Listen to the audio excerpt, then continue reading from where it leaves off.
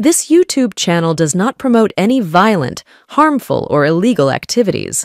All content provided by this channel is meant for an educational purpose only.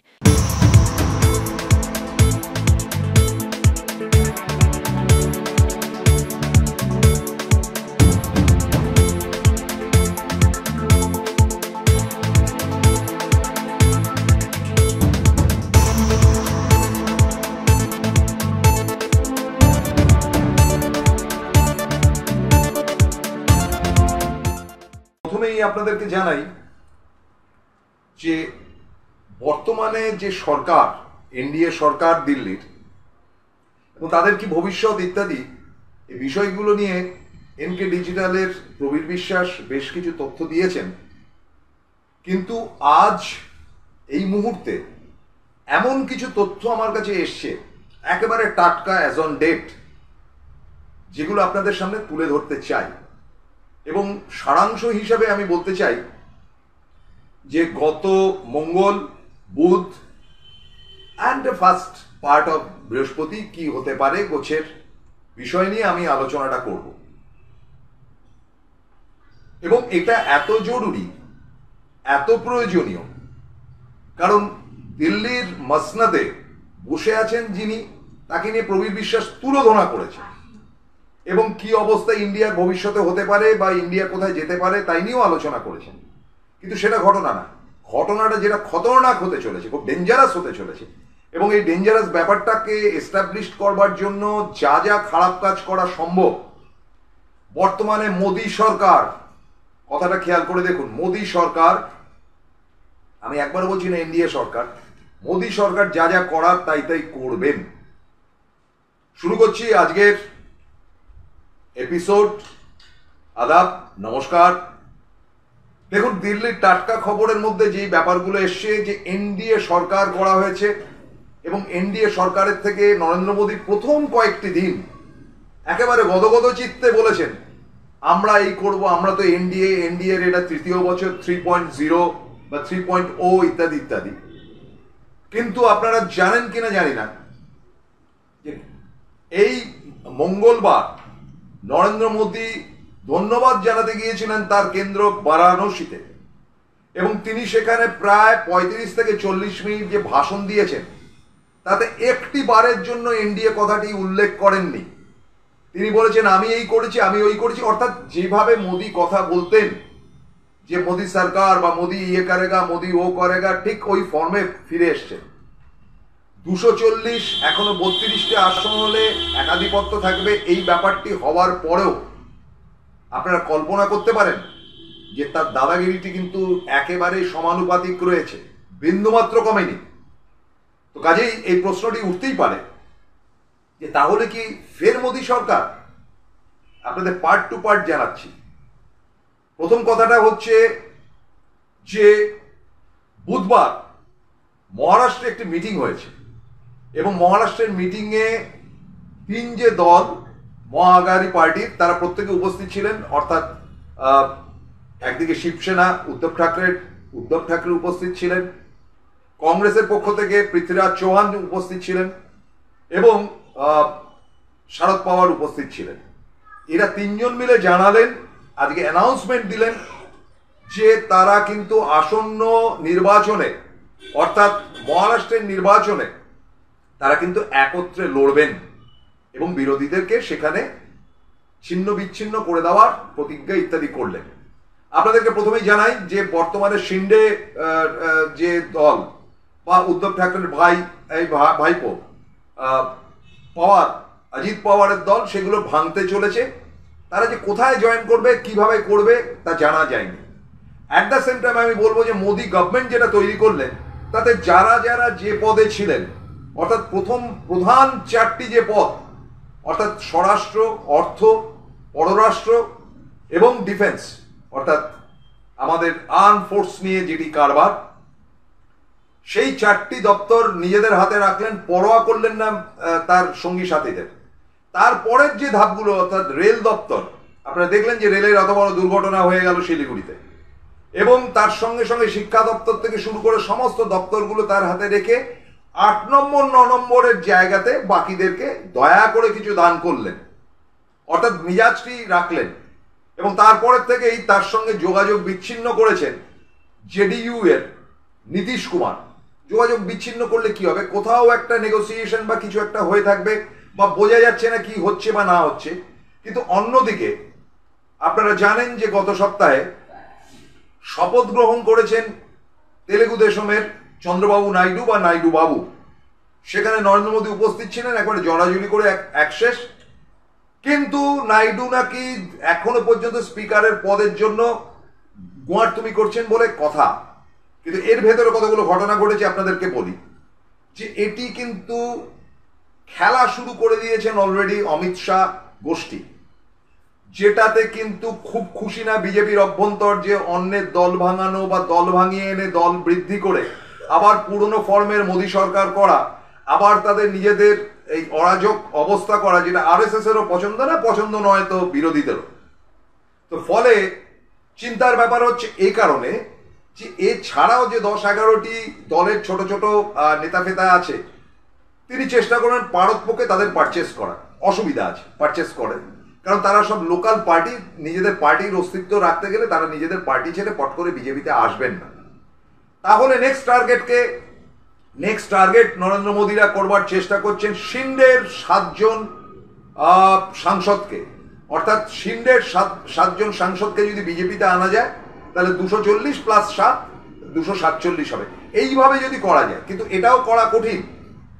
তো সুতরাং এই যে ব্যাপারটি করা, মানে অন্যের দল ভাঙিয়ে নিজেদেরকে কোনোভাবে 272-এ নিয়ে গিয়ে যা খুশি তাই করবো, অর্থাৎ ফ্যাসিজমের যে চিত্রটি আমরা দেখেছিলাম গত 10 বছরে, সেই জায়গাটাতে ফিরে যাব, এই ধান্দাবাজিতে কিন্তু রয়েছেন বর্তমান সরকার। কেন জানেন? আজকে বিস্ফোরকভাবে বলছি, আজকে যেটা আলোচনা হয়েছে উদ্ধব ঠাকরেদের একদম অভ্যন্তরে, যে তারা অলরেডি কথাবার্তা বলেছেন মমতা বন্দ্যোপাধ্যায়ের সঙ্গে এ রাজ্যে, তারা কথাবার্তা বলেছেন কংগ্রেসের সঙ্গে, তারা কথাবার্তা বলেছেন দক্ষিণ ভারতের তামিলনাড়ুর ডিএমকে সরকারের সঙ্গে, প্রত্যেকের সঙ্গে আলোচনা করে যে জিনিসটা দাঁড়িয়েছে যে আমাদের আক্রমণের প্রথম ভাগ হবে স্পিকারের ব্যাপার, যে স্পিকার পদটি তোমরা রাখতে পারবে না বিজেপি, সেটাকে চাপ দেওয়া হবে চন্দ্রবাবুকে নেওয়ার জন্য, কারণ চন্দ্রবাবু নিলে দল ভাঙাভাঙির ব্যাপারটা স্পিকার আটকে দেবেন। এটা ছিল ফার্স্ট টার্গেট। দ্বিতীয় টার্গেট তারা যেটা করছেন, যে কোনোভাবে হোক, যেটা গত 5 বছর ছিল না, যেটা আমাদের ভারতবর্ষের ইতিহাসে প্রথম, মোদির জমানা সব সম্ভব, ডেমোক্রেসি বলে তো কোনো কিছু নেই, যে স্পিকারের একটা যে থাকে ডেপুটি স্পিকার, সেই ডেপুটি স্পিকার পদ নাকি গত 5 বছর ছিলই না। অর্থাৎ পুতুল মার্কা একটি লোক এই ওম বিড়লাকে বসিয়ে রেখে তিনি করে যেতেন। একেবারে মোদি একটার পর একটা বিল পাস করিয়েছেন, এবং দরকার মতন 200, 250, 300 অব্দি সাংসদকে বার করে দিয়েছেন সংসদ থেকে। ফলে এগুলো ডেমোক্রেসি না, এগুলো হচ্ছে গিয়ে একেবারেই পুরোপুরি অরাজক একনায়কতন্ত্রের একেবারে সুনির্দিষ্ট নিদর্শন। কিন্তু তারপরে এই রেজাল্ট হওয়ার পর কিরকম ভিজে বেড়াল হয়ে গেলেন। দেখুন, বেড়ালকে আবারও আমি বলছি, বেড়ালকে বাপ ভাবাটাও ভুল, আবার বেড়ালকে একেবারেই গৃহপালিত ভাবাও ভুল। বেড়ালের মতন বজ্জাত প্রাণী আর হয় না। বেড়াল কারুর পোষ মানে না। আপনি বলবেন যে না, আমার বাড়িতে তো বেড়ালরা এসে, বেড়ালকে আপনি সারাদিন খাওয়াবেন, দাওয়াবেন, দুধ খাওয়াবেন, দরকার হলে যখন রাত্রিবেলা শোবেন আপনার পাশে শুইয়ে রাখবেন, এই বেড়ালই পরের দিন আপনার পাতের থেকে মাছটা চুরি করে খাবে, কারণ বেড়ালের চরিত্র হচ্ছে তাই। সুতরাং এই ভিজে বেড়ালকে দেখে আপনারা ভাবছিলেন এ বোধহয় কম্প্রোমাইজড হয়ে যাবে। একেবারেই নয়, একেবারে হবারই নয়। প্রথম কথা বলছি যে যারা যারা যে মন্ত্রকে ছিলেন তাদেরকে সে মন্ত্রক দেওয়া হয়েছে এই কারণে যে বিশেষজ্ঞ মহল বলছে, সূত্র মারফত যেটা জানতে পারলাম, যে প্রত্যেকটা দপ্তরে ঘাপলা আছে, এবং তাতে করে সেই দপ্তরের মন্ত্রীদের যে সবসময় দোষী করা যাবে এমন নয়, কারণ এই সমস্ত দপ্তরগুলো আদার দেন রোড ট্রান্সপোর্ট, যেটা কিনা সামাল দিতেন নীতিন গডকরি, সেটা বাদ দিয়ে বাকি সমস্ত কিছু কিন্তু পিএমও থেকে নাকি রক্ষণাবেক্ষণ করা হতো, এবং পিএমও পুরোপুরি চালাতেন। মন্ত্রীরা ওই পুতুল হয়ে তারা ঘরে বসে থাকতেন। অর্থাৎ যত কেচ্ছা কেলেঙ্কারি হয়েছে, টাকা পয়সা, এটা ওটা সেটা, সমস্ত কিছুর পেছনে দায়ভার কিন্তু পিএমওর বলেই দাবি একেবারে মন্ত্রিমহলের ভেতর থেকে, বিজেপির অন্দর থেকে এবং বিরোধীদের পক্ষ থেকে, বিরোধীরা যেটা বারবার করে বলছেন, যেটা সূত্র মারফত জানতে পারা যাচ্ছে, সেখানে স্পিকারের পদটি অত্যন্ত গ্রহণীয় এবং প্রয়োজনীয় পদ। সেই পদটি যদি স্পিকার না পান তাহলে সর্বনাশ অনিবার্য, কারণ আবার তারা চেষ্টা করবে দল ভাঙানোর। এটা তো একটা পার্ট। দ্বিতীয় পার্টটি যেটা আজকে আলোচনা হয়েছে মহারাষ্ট্রে, সেই পার্টটির মধ্যে হচ্ছে যে যাই হোক না কেন, যেটা 24 তারিখে গিয়ে ওথ নেওয়া হবে, পরপর 24, 25, 26 তারিখের মধ্যে স্পিকার ঠিক হয়ে যাবে, তারপরে 27 তারিখে রাষ্ট্রপতি এসে বক্তব্য রাখবেন। কিন্তু যেটা টার্গেট করা হচ্ছে যে একদম পয়লা দিন থেকে অন্তত 2 থেকে 3টি কেস ধরা হবে, যার দায় এবং দায়িত্ব প্রত্যেকটি নরেন্দ্র মোদীর উপর বর্তাচ্ছে। যেমন প্রথম কথাটা হচ্ছে যে এরকম ধরনের একটি জালিয়াতিতে ভরা একটা এক্সিট পোল সমস্ত চ্যানেলগুলো দেখালো কেন? এখন সেটার উত্তরটা নরেন্দ্র মোদী দেওয়ার কথা না, যে চ্যানেল বুঝবে। সরি, তার পরের দিনই শেয়ার মার্কেটের দাম চচ্চর করে উঠে গিয়েছিল এবং সেই শেয়ার মার্কেটটার থেকে সমস্ত শেয়ার পত্র কিনে নিয়েছে মোদী ঘনিষ্ঠ বা বিজেপির সমস্ত লোকজন। তারপরে দিন ধাম করে 4 তারিখে মুখ থুবড়ে পড়েছে সমস্ত শেয়ার মার্কেট, কয়েক লক্ষ কোটি টাকার ড্যামারেজ হয়েছে। এই শেয়ার কেলেঙ্কারি সঙ্গে এক্সিট পোলটাকে ধরবেই। এটা একটি রাষ্ট্রীয় ষড়যন্ত্র বলে মনে করছে বিরোধীরা। Point number 1। Point number 2, NEET পরীক্ষা। নিট পরীক্ষাতে যে কেলেঙ্কারি হয়েছে আপনাদেরকে বলি, যে ডাক্তারি পরীক্ষা 180টি কোয়েশ্চেন থাকে, প্রত্যেকটি 4 নম্বর করে, অর্থাৎ 720তে পরীক্ষা হয়ে থাকে। এবং ডাক্তারি পরীক্ষাতে কোনো চুরি চিটিংবাজি করা উচিত না। সারা ভারতবর্ষের ডাক্তারি পরীক্ষা একটি সরকারিভাবে করা হয় এবং এটা একেবারেই এডুকেশন সেক্টর দেখে ধর্মেন্দ্র প্রধান, যিনি কিনা মোদির খাস লোক, একেবারে বুর্বক লোক বলেই লোকে মনে করে। তার কিছু করার নেই, যা কিছু পিএমও থেকে বলা হয় তিনি তাই করে যান, তাকেই আবার রাখা হয়েছে শিক্ষা দপ্তরে। এটা ঘাটাঘাটি করলেই কেচ্ছাটা বেরিয়ে পড়বে, যেটা অলরেডি সুপ্রিম কোর্ট থেকে বলা হয়েছে শৈলশিখরে উঠে গেছে এই কেচ্ছা বা এই কেলেঙ্কারি। এত বড় কেলেঙ্কারি এর আগে হয়নি। গতকাল প্রেস মিটে কুণাল ঘোষও সেটা জানিয়েছেন যে একেবারে পাহাড়ের চূড়োয় চলে গেছে এত বড় কেলেঙ্কারি। এই যে 180টি প্রশ্নের 4 নম্বর করে এক একটি রয়েছে, কারেক্ট হলে 4, না হলে 0। তো সেখানে দেখা যাচ্ছে বেশ কিছু ছাত্রছাত্রী 718, 719 ইত্যাদি পেয়েছে, যেটা পাওয়া সম্ভব না। 4 নম্বর করে হলে 720তে 720-র পর যে নাম্বারটা আসবে সেটা হচ্ছে 716, মানে 4 নম্বরের ডিফারেন্স। তার থেকে যে কমটা আসবে সেটা 712, অর্থাৎ 4, 4, 4, 4 করে। তাহলে 718 নম্বর পেল কি করে বা 719 পেল কি করে, এই প্রশ্ন উঠছে। আপনি 720তে পরীক্ষা 4 নম্বর করে এক একটি পরীক্ষার এক একটি প্রশ্নপত্রের মূল্যায়ন, সেখানে আপনি কারেক্ট করলে 4 পাবেন, না পারলে 0 পাবেন। সেখানে আপনি 4, 4, 4, 4 করে 180টির মধ্যে যে কোনো 100টি যদি আপনি উত্তর দিতে পারেন তাহলে 4, 100, 400 পাবেন। আমার কথাটা বুঝতে পেরেছেন? আপনি যদি 150-র উত্তর দিতে পারেন কারেক্ট, তাহলে আপনি 600 পাবেন, অর্থাৎ কিনা 150 × 4।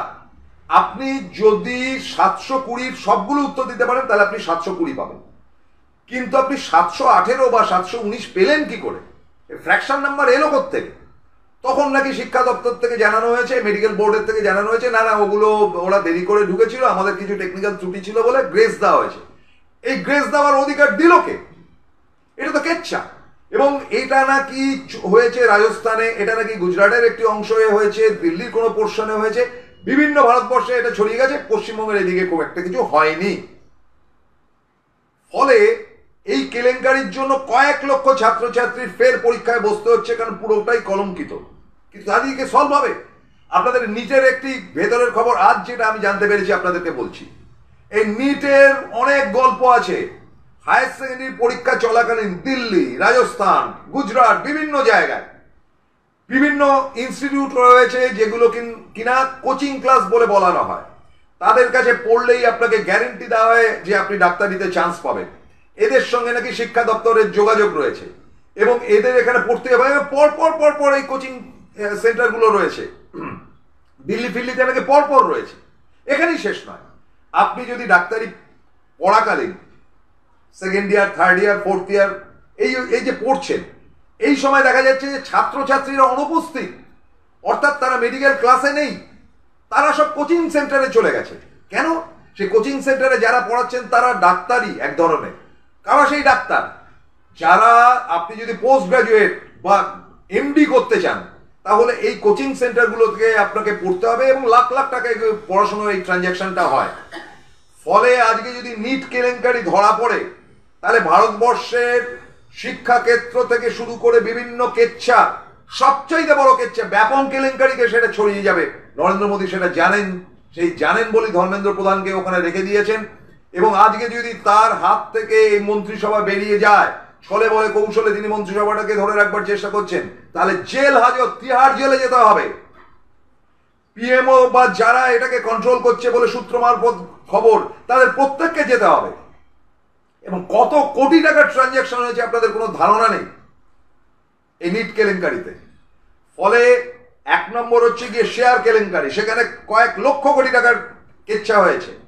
নাম্বার 2 হচ্ছে গিয়ে নিট কেলেঙ্কারি, যেখানে কয়েক কোটি টাকার কেচ্ছা হয়েছে। এবং নাম্বার 3 হচ্ছে কেনা বেচার ধান্দাবাজি বা স্পিকারের পদ। ফলে এরা ঠিকই করেছেন এবং অলরেডি মমতা বন্দ্যোপাধ্যায়ের সঙ্গে কথা হয়েছে।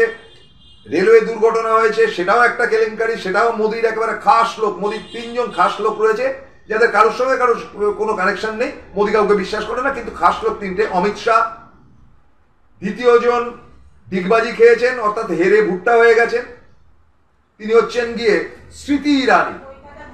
মানে স্মৃতি ইরানির মতন এরকম চালাক এবং অভদ্র মহিলা দ্বিতীয়টে নেই। তিনি হারাতে আমি অন্তত ব্যক্তিগতভাবে ভারী খুশি। এরকম অভদ্রচিত ব্যবহার স্মৃতি ইরানির মতন কারোর মধ্যে পাওয়া যায় না। এবং নাম্বার 3 হচ্ছে গিয়ে নাড্ডা, এবং তারপরেই যার নাম আসছে তার নাম হচ্ছে অশ্বিনী বৈষ্ণব, যিনি মোদির খাস লোক। তার কোনোদিন চাকরি যাবে না, তিনি হেরে গেলেও তাকে মন্ত্রী করা হবে, কারণ ভেতরের সব খবরাখবরগুলো কিন্তু এদের কাছে আছে, এদেরকে সরানোও চলবে না। ফলে এই বিরাট কেলেঙ্কারি হয়ে রয়েছে, যে কেলেঙ্কারিটা কিন্তু এবার ধরার জন্য অপেক্ষা করে রয়েছে, ওত পেতে রয়েছে ইন্ডিয়া জোট। ইতিমধ্যেই আজকে তাদের মধ্যে মিটিং মিছিল হয়েছে এবং তারা ঠিকই করেছে, একেবারে প্রথম দিন থেকে ডিস্টার্ব করবে, একবারে সংসদ অচল করে রেখে দেবে, দিনের পর দিন অচল, একটা বিল পাস করাতে পারবে না। যদি সেটাকে মন্ত্রিসভা থেকে পাস করিয়ে এনে চালু করবারও চেষ্টা করেন, আলটিমেটলি সংসদে আনতেই হবে। সংসদে আনলে বিল পাস করতে তারা দেবেন না। প্রচন্ড চাপে রয়েছেন মোদী এ কারণে। ফলে আপনাদেরকে বললাম যে এই নরেন্দ্র মোদী আবারও চেষ্টা করছেন নরেন্দ্র মোদীর পুরনো জায়গায় ফিরে যাওয়ার। ভিজে বেড়ালকে দেখে কেউ বিশ্বাস করবেন না। আমি জানি না নীতিশ কুমার বিশ্বাস করছেন কিনা, বোধহয় না। ভিজে বেড়াল দেখে চন্দ্রবাবু নাইডু বা নাইডু বাবুকে বিশ্বাস করছেন কিনা জানি না, বোধহয় না। এই সংহতিটা কিন্তু দরকার। ফলে ইন্ডিয়া জোটের উচিত যত দল রয়েছে আদার দেন মোদী, প্রত্যেককে সংঘবদ্ধ করা। তার মধ্যে ভারতবর্ষকে বাঁচানো যাবে না। এবং বিজেপির যারা দলের লোক, যারা বিজেপি দলটাকে ভালোবাসেন বা বিজেপিটা করেছেন বা সঙ্গ করেছেন, তাদের কাছে আমার বক্তব্য, এই মোদী যদি আজকে সরে যায় তাহলে বিজেপি দলের যা ক্ষতি করে দিয়ে গেছে নরেন্দ্র মোদী, সেটা সংশোধন করতে 15 বছর লেগে যাবে। এত ক্ষতি করে দিয়ে গেছে নরেন্দ্র মোদী, অমিত শাহ। এবং তার সঙ্গে আরেকটি নাম সংযোজিত হয়েছেন, তিনি মহারাষ্ট্রের উপমুখ্যমন্ত্রী ফাড়নবিস। সুতরাং এরা 3 জন মিলে দলটা একবারে সত্যানাশ করে ছেড়ে দিয়েছে। এবার ধরা হবে তাদের 24 তারিখ। প্রথম পর্ব এখানে শেষ করলাম। ভালো থাকবেন, নমস্কার।